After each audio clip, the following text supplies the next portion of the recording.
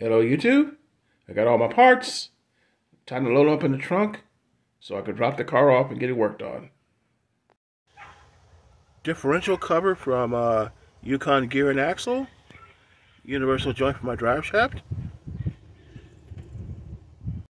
And here's all my bearings and races. I put them in different bags so the mechanic can know which bearings to get next. Up on the top, pinion bearings, pinion races, axle bearings with axle seals, limited slip differential bearings, all clearly marked in separate bags, so he'll have no issue finding out which ones go to what. Also,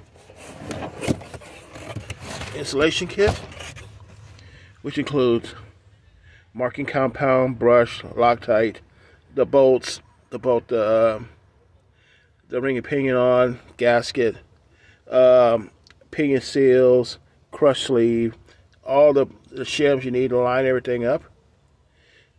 Right in this installation kit from Motive Gear. Differential lube and limited slip additive to keep the clutches from chattering.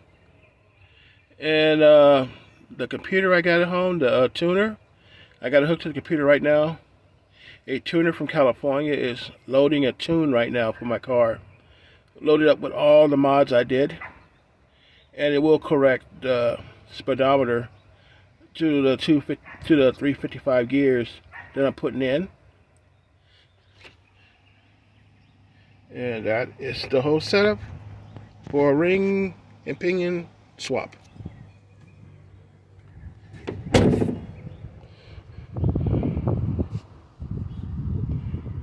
I'm dropping the car off. Work should be done by tomorrow night, and we'll see how everything turns out. Till next video.